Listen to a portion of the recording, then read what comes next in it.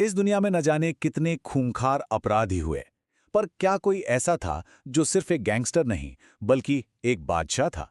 एक ऐसा आदमी जिसने कोकीन, पैसे और खौफ, इन तीन चीजों पर अपना पूरा साम्राज्य खड़ा कर दिया। तो आज बात करते हैं कोकीन के इसी राजा पाब्लो एस्कोबार की।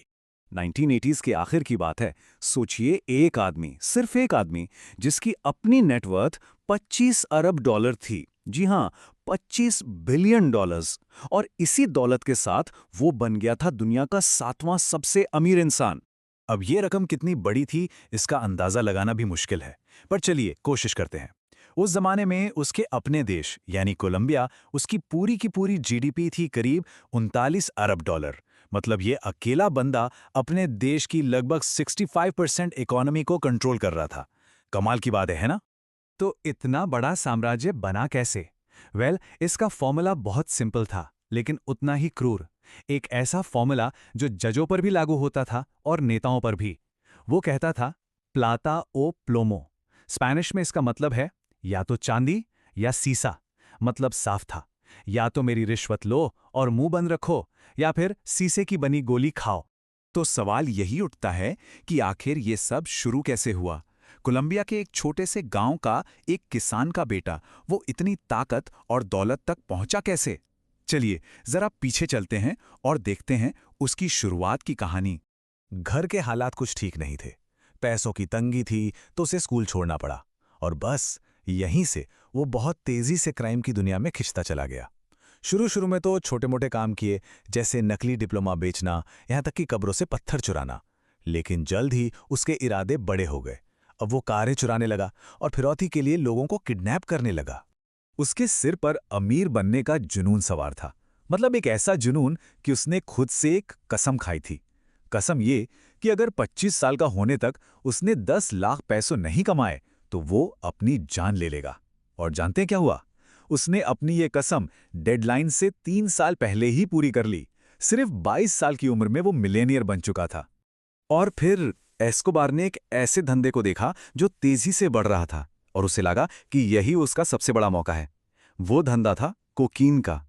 बस उसने तय कर लिया कि इस खेल को सिर्फ खेलना नहीं है, बल्कि इस पर कब्जा करना है, इसे अपना साम्राज्य बनाना है। तो उसने बनाया अपना मेडेलिन कार्टेल। और इसे चलाया कैसे? बिल्कुल एक बेरहम मल्टीनेशनल कंपनी की तरह। पूरा सिस्टम सेट था। कोकेन आता था पेरू और बोलीविया से, फिर उसे प्लेन, सबमरीन, यहां तक कि लोगों के जरिए बहामास के एक प्राइवेट आइलैंड तक पहुंचाया जाता, और वहां से वो सीधे अमेरिका की गलियों में बाढ़ की तरह फैल जाता। और इस पूरे ऑपरेशन का नतीजा क्या निकला? नतीजा ये कि 1980s आते आते दुनिया में जितनी भी कोकीन इस्तेमाल हो रही थी, उसका 80%, जी हां 80% अकेला मेडेलिन कार्टेल सप्लाई कर रहा था। मार्केट पर एक तरह से उसने पूरी तरह कब्जा कर लिया था। अब उसकी दौलत का आलम क्या था, यह सुनना भी किसी कहानी जैसा लगता है।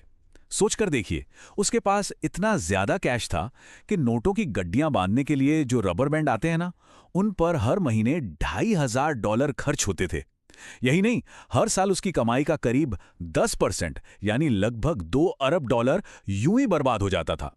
कभी चूहे कुतर देते तो कभी पानी से गल जाता। और एक किस्सा तो ये भी है कि एक बार जब वो भाग रहा था, तो ठंड से अपनी बेटी को बचाने के लिए उसने लाखों डॉलर कैश में आग लगा दी थी।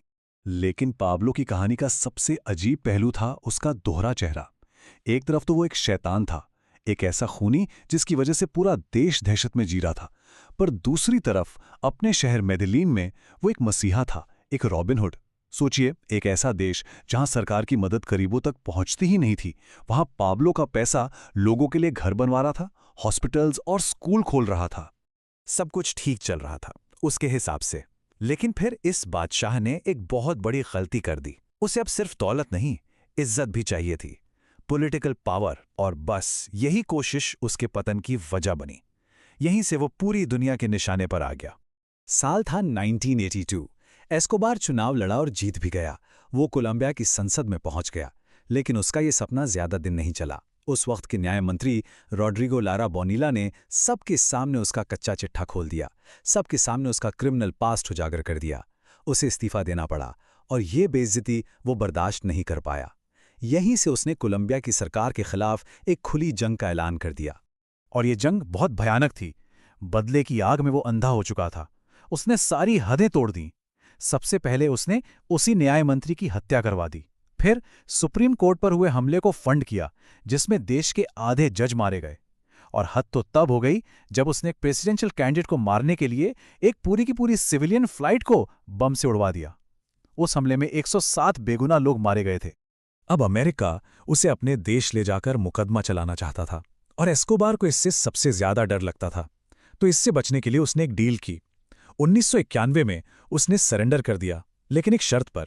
शर्त यह थी कि उसे एक ऐसी जेल में रखा जाएगा जिसे उसने खुद डिजाइन किया था। नाम था ला कैथेड्रल।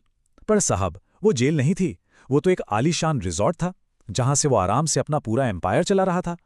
जब सरकार को पता चला कि वो जेल से भी अपना धंधा चला रहा है, तो उन्हें उसे दूसरी जेल में शिफ्ट करने का प्लान बनाया। लेकिन वो 1992 में उस जेल से भी भाग निकला। और अब बस बहुत हो चुका था। उसके सारे दुश्मन उसे खत्म करने के लिए एकजुट हो गए। कौन कौन नहीं था इस लिस्ट में? कोलंबिया की सरकार, अमेरिका की डीईए, उसका दुश्मन ड्रग कार्टेल, काली कार्टेल, और तो और लॉस पेपेज नाम का एक ग्रुप जिसे खुद एस्कोबार के सताए हुए लोगों ने बनाया था। सबके सब उसे ढूंढ रहे थे। तो अब सीन ये था कि दुनिया का मोस्ट वांटेड क्रिमिनल भाग रहा था और उसे पकड़ने के लिए चारों तरफ से जाल बिछ चुका था। अब कोकेन के इस बादशाह का खेल खत्म होने वाला था। तारीख थी 2 दिसंबर 1993, उसके 44वें जन्मदिन का ठीक अगला दिन। अथॉरिटीज ने एस्कोबार और उसके बेटे के बीच हो रही एक फोन कॉल को ट्रेस कर लिया, और बस यही उसकी आखिरी गलती साबित हुई। अपने परिवार से बात करने की चाहत ही उसे ले डूबी। पुलिस ने मेडेलिन के उस घर पर धावा बोल दिया जहां वो छिपा था। छत पर भागते हुए दोनों तरफ से गोलियां चलीं और पाब्लो एस्कोबार मारा गया। लेकिन उसकी मौत अपने पीछे एक बहुत बड़ा सवाल छोड़ गई कि वो आखिरी गोली जो जानलेवा थी, वो चलाई किसने थी? देखिए, इस पर दो थियरीज हैं।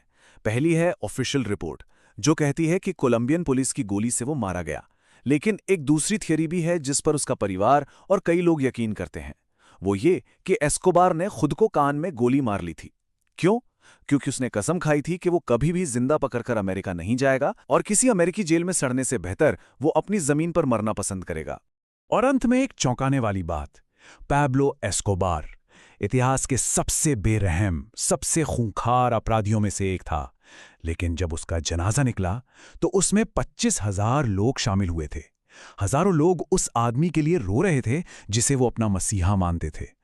और यही पाब्लो एस्कोबार की कहानी का सबसे बड़ा विरोधाभास है।